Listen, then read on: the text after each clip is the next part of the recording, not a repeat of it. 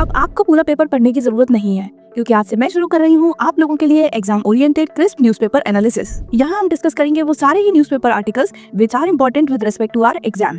Also सिर्फ newspaper article नहीं पढ़ेंगे, उससे रिलेटेड जितनी भी इन्फॉर्मेशन है वो सारी कवर करेंगे, सो दैट हर टॉपिक हमारा होलिस्टिकली कवर हो। ऑल्सो अब आपको नोट्स की टेंशन नहीं लेनी, क्योंकि ये सारे ही नोट्स आपको मेरे इंस्टाग्राम पर एज पोस्ट मिल जाएंगे। तो आराम से लेक्चर देखो, सारे टॉपिक समझो, कंसेप्ट समझो, कहीं भी डाउट है तो कमेंट में पूछ लो और इसके बाद जाकर एक बार नोट जरूर पढ़ना। So hello everyone and welcome to my UPSC journal. आज हम करने वाले हैं newspaper analysis of 24 and 25 July. तो चलो लेट्स बिगिन। शुरू करेंगे with this newspaper article which is from 25 June. Headline की बात करें तो it says for the first time India breaks into top 100 in global SDG ranking, यानी कि पहली बार इंडिया की रैंक आई है बिलो 100 इन एसडीजी ग्लोबल रैंकिंग्स। नाउ थोड़ा डिटेल में पढ़ते हैं। So the index measures overall progress towards achieving 17 sustainable development goals adopted in 2050। 2015 में 17 sustainable development goals were adopted by UN and it's nation. ये M रखा गया था कि बाय 2030 जो भी यूएन के मेंबर नेशंस हैं they will achieve these goals. तो ये जो हमारी इंडेक्स है ये यही बताती है कि how various nations are performing. Total there are 167 nations, इसमें से इंडिया की रैंक आई है 99। लास्ट ईयर 2024 में the rank was 109, that means 10 steps India has come forward. इसके साथ ही इस इंडेक्स में जो स्कोर कैलकुलेट होता है that is calculated from 100, India का स्कोर है 67। इसके अलावा अगर हम कुछ इंपॉर्टेंट नेशंस की बात करें तो चाइना की रैंक है 49 एंड यूएस की रैंक है 44। अब हम देखते हैं कुछ इंडियाज नेबरिंग कंट्रीज, इनकी रैंक देखते हैं तो भूटान की रैंक है 74, यानी कि ये इंडिया से बेटर कर रहा है। नेपाल की रैंक है 85, बांग्लादेश है 114 रैंक पे, that means it is behind India. Pakistan की रैंक है 140, यानी ये इंडिया से काफी पीछे है। इसी तरह अगर मालदीव्स और श्रीलंका की बात करें तो इनकी रैंक है 53 and 93 respectively, that means both of them are ahead of India in this index. अब देखो हमने न्यूज़पेपर आर्टिकल तो देख लिया, लेकिन इसके साथ और भी इन्फॉर्मेशन हमारे लिए इंपॉर्टेंट है, तो एक बार वो डिस्कस करते हैं। शुरू करेंगे with what's the big news.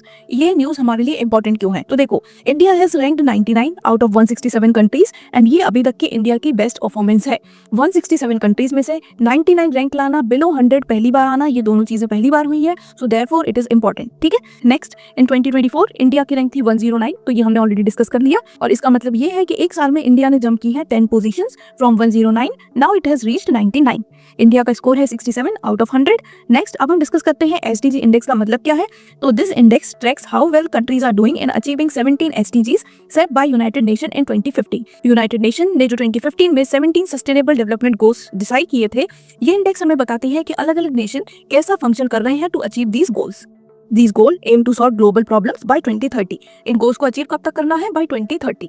जो मेजर गोल है वो है ending poverty, ensuring clean water, providing quality education, fighting climate change, achieving gender equality and promoting peace and justice। बाकी जो सारे ही गोल्स हैं दे मोर और less revolve around these important goals only. ठीक है, नेक्स्ट अब इंडिया के बारे में क्या पता चलता है फ्रॉम दिस रैंकिंग। तो सबसे पहले India has jump to top 100 which is a big achievement, और ये शो करता है इंडिया का real improvement in important key sectors like health care, education, clean energy and digital access. इसके साथ ही this ranking enhances India's image as a responsible and improving country on global sustainability around the world भी। Because of this ranking India की जो image है वो बहुत ही बढ़िया होगी, इंप्रूव होगी, क्योंकि ये रैंकिंग बताती है कि इंडिया बहुत ही रिस्पॉन्सिबल वे में वर्क कर रही है to achieve sustainable goals. Number 3, it encourages the government to invest in more SDG aligned development like cleaner energy, waste reduction and better education।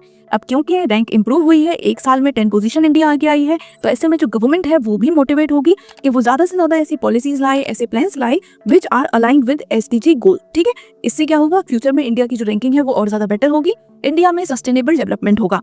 As a G20 nation, India can now lead an example for other developing countries also। साथ में since India is a part of G20, तो ऐसे में जो बाकी दूसरे developing nation है वो भी इंडिया से कुछ सीखेंगे। So this is a very important rank। साथ में there are still various challenges जो एग्जिस्ट करते हैं अलग अलग नेशंस के सामने, therefore सारे जो नेशन है वो इक्वली अच्छा नहीं कर रहे। अब ये चैलेंजेस क्या क्या है, तो देखो despite India's gain the global picture is worry. Only 17% of SDG targets are on track to be achieved by 2030। यानी कि जो हमारे 17 SDG थे उसमें से सिर्फ 17% ऐसे हैं जो प्रॉपरली वर्क कर रहे हैं और वो 2030 तक फुलफिल हो जाएंगे। बाकी के जो गोल्स हैं वो 2030 तक फुलफिल नहीं हो पाएंगे। तो ये एक कंसर्निंग चीज है, वरीइंग चीज है। ठीक है, 17 गोल्स थे और उसमें से सिर्फ 17% ही हैं जो फुलफिल हो पाएंगे।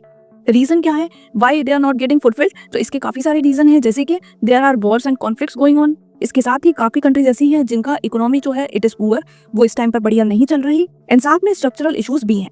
ठीक है, so even the top rank countries जैसे कि फिनलैंड एंड स्वीडन, अगर हम बात करें कि टॉप 3 रैंक में कौन सी कंट्रीज है, तो number 1 is Finland, number 2 is Sweden and number 3 is Denmark. ये भी आपको याद रखना है, ठीक है। तो जो हमारी टॉप रैंकिंग कंट्रीज हैं लाइक फिनलैंड एंड स्वीडन, यहाँ पर भी बहुत सारे इश्यूज हैं related to climate, related to biodiversity loss. इसका मतलब ये है कि यहाँ पर भी प्रॉपर सस्टेनेबल डेवलपमेंट नहीं हो रहा, अनसस्टेनेबल कंसेप्शन हो रहा है, because of which these issues are being faced. तो यानी कि काफी सारे इशूज हैं, बिकॉज ऑफ विच हम ये कह सकते हैं कि इन गोल्स का 100% अकम्प्लिश होना बाय 2030 इज डिफिकल्ट। साथ में आपको ये याद रखना है कि सस्टेनेबल डेवलपमेंट रिपोर्ट ये प्रोड्यूस करता है UN sustainable development solution network.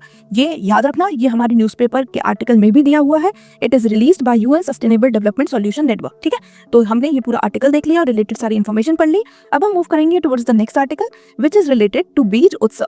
ये आर्टिकल है फ्रॉम 24 जून द हिंदू। अब सबसे पहले बीच उत्सव, इंग्लिश में बोलते हैं सीड फेस्टिवल। ये हुआ है इंडिया के 3 स्टेट्स के ट्राइबल एरिया में। स्टेट है Rajasthan, Madhya Pradesh and Gujarat. Festival important क्यों है? क्योंकि ये हाईलाइट करता है role of indigenous seed in agricultural sustainability, ठीक है। दैट मींस इंडिजिनियस सीड्स को प्रायोरिटी देनी चाहिए, हमें इन्हें प्रिजर्व करना चाहिए और इनको यूज भी करना चाहिए, ठीक। Over 9,400 members of tribal communities, including women and children, participated in this festival. तो आप देख सकते हो कि कितने सारे लोगों ने इस फेस्टिवल में पार्टिसिपेट किया। इस फेस्टिवल में अलग अलग एक्टिविटीज होती हैं, जैसे कि वीज संवाद, जिसमें वो डिस्कस करते हैं about the importance of indigenous seed. साथ में टू अप्रिशिएट या फिर ऑनर अपना दिखाने के लिए टू द मेंबर्स जो वर्क कर रहे हैं फॉर सीड कंजर्वेशन, उनको दिए जाते हैं अलग अलग अवार्ड्स लाइक बीज मित्र या फिर बीज माता। तो अब इसको हम डिटेल में डिस्कस करेंगे। शुरू करेंगे विद द बेसिक इंट्रो। ये एक 4 दिन का फेस्टिवल है जो ट्राइबल एरियाज में मनाया गया इन 3 इंडियन स्टेट्स, राजस्थान, मध्य प्रदेश और गुजरात। इसके बाद इस फेस्टिवल का पर्पस क्या था? तो मेन गोल था प्रमोट करना ट्रेडिशनल या फिर इंडिजिनियस सीड्स का यूज। इसके साथ ही एनकरेज करना ट्राइबल फार्मर्स को to save and preserve their own seeds. Tribal farmers को इंपॉर्टेंस बताना अपने सीड्स की और उन्हें बताना कैसे वो अपने सीड्स को प्रिजर्व कर सकते हैं।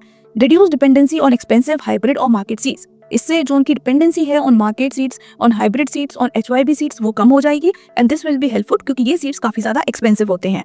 Create awareness about biodiversity, traditional knowledge and climate resilience. साथ में इस फेस्टिवल से लोगों को इंपॉर्टेंस समझ आएगी अबाउट देयर ओन सीड्स, क्योंकि ये बहुत ज्यादा ही एडवांटेजियस है, बहुत ज्यादा ही इंपॉर्टेंट है for our biodiversity health, for traditional knowledge as well as for climate resilience, ठीक। अब जानते हैं कि ये इंडिजिनियस सीड्स इंपॉर्टेंट क्यों है। तो देखो, सबसे पहले ये नेचुरली अडेप्टेड है हमारे लोकल एनवायरनमेंट, लोकल क्लाइमेट के लिए and therefore they will give better results. साथ में they can be saved and reused every year. These are cheaper when compared to hybrid या HYB सीड्स। साथ में they preserve local food culture and they are better for biodiversity. तो ये जो अपने indigenous seeds हैं ये बहुत ही ज्यादा इंपॉर्टेंट है, यूजफुल है, नॉट जस्ट फॉर फार्मर्स लेकिन बायोडाइवर्सिटी के लिए, ह्यूमन हेल्थ के लिए, एनवायरनमेंट के लिए, ठीक है। तो these are important. So indigenous seeds are better for environment, health and farmers independence. अब हम डिस्कस करते हैं कि इस फेस्टिवल के टाइम पर क्या अलग अलग एक्टिविटीज होती हैं। तो सबसे पहले देयर इज बीज संवाद, जिसे सीड डायलॉग बोला जाता है। इसमें अलग अलग फार्मर्स के बीच में डिस्कशन होता है regarding importance of traditional seeds. Next there is biodiversity fairs, यानी मेले टाइप ऑर्गेनाइज करते हैं और जहां पर ये लोग डिस्प्ले पर लगाते हैं अलग अलग लोकल सीड वेराइटीज, ताकि जिन लोगों को इनके बारे में नहीं पता उन तक ये सीड वेराइटीज पहुंचे, ज्यादा से ज्यादा लोग इन अपने इंडिजिनियस सीड्स को यूज करें। Third is seed ball making, that means making small balls of mud plus seed to plant trees और ग्रासेस। मड की बॉल बनाते हैं, इसमें सीड्स भी होते हैं और इनको यूज किया जाता है ट्रीज या फिर ग्रासेस को प्लांट करने के लिए।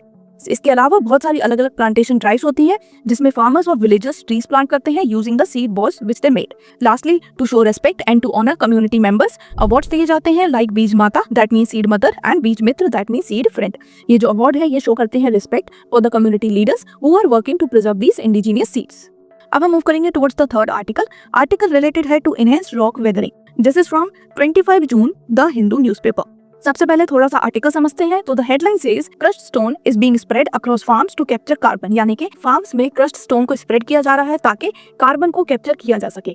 अब ये होगा कैसे, तो यही हम इस आर्टिकल में समझेंगे। सबसे पहले जो टेक्नोलॉजी यूज हो रही है उसे कहते हैं इनहेंस रॉक वेदरिंग। ये नेचुरल वेदरिंग से इंस्पायर्ड है, नेचुरल वेदरिंग की तरह ही फंक्शन होता है बट स्पीड थोड़ी यहाँ पर ज्यादा कर दी जाती है। साथ में इस प्रोसेस के थ्रू क्या होता है, जो कार्बन है उसको कैप्चर कर लेते हैं, उसको स्टोर कर लेते हैं, देयरफॉर एटमॉस्फेयर से हमारा कार्बन कंटेंट कम हो जाएगा। ठीक है, अब एक एक करके हम इस पूरे ही प्रोसेस को समझेंगे in the easiest and the simplest manner. सबसे पहले हो क्या रहा है, तो देखो farmers around the world, India के भी और अलग अलग नेशंस के फार्मर्स क्या करते हैं, रॉक्स को क्रश करके अपने फील्ड के सॉइल पर स्प्रेड कर देते हैं, जिससे कार्बन कैप्चर हो जाएगा and this will help in changing the climate. इस मेथड को कहा जाता है enhanced rock weathering. Enhanced rock weathering एक तरीका है to capture and store carbon dioxide from air using crushed rock, यानी कि क्रश्ड रॉक का यूज करके एयर में प्रेजेंट जो कार्बन डाइऑक्साइड है उसको स्टोर करना, उसको कैप्चर करना। इसी को हम करेंगे through the process of ERW, यानी कि इनहेंस्ड रॉक वेदरिंग। ये ये प्रोसेस जो है ये कॉपी करता है नेचुरल प्रोसेस जिसको बोला जाता है वेदरिंग, लेकिन यहाँ पर स्पीड आपको थोड़ी ज्यादा देखने को मिलेगी बिकॉज जो नेचुरल प्रोसेस होता है वो बहुत स्लो होता है। तो अगर उसके लिए हम वेट करेंगे तो ये प्रोसेस काफी धीरे धीरे होगा और ऐसे में जो कार्बन डाइऑक्साइड ट्रैप होगी, स्टोर होगी, वो भी धीरे धीरे होगी। ठीक है, so therefore we are turning towards this method. लेकिन अब इस मेथड में होता क्या है, कैसे कार्बन को ये लोग कैप्चर करते हैं, तो वो पढ़ते हैं। इसको पढ़ने के लिए नेचुरल वेदरिंग समझते हैं, क्योंकि अगर हम नेचुरल वेदरिंग समझ जाएंगे तो सेम प्रोसेस होता है इन ERW। सो देखो, when rain water mixes with carbon dioxide from air और soil it forms carbonic acid. जब रेन वाटर एटमॉस्फेयर या सॉइल में प्रेजेंट कार्बन डाइऑक्साइड के साथ मिक्स होगा तो ये फॉर्म करेगा कार्बोनिक एसिड को।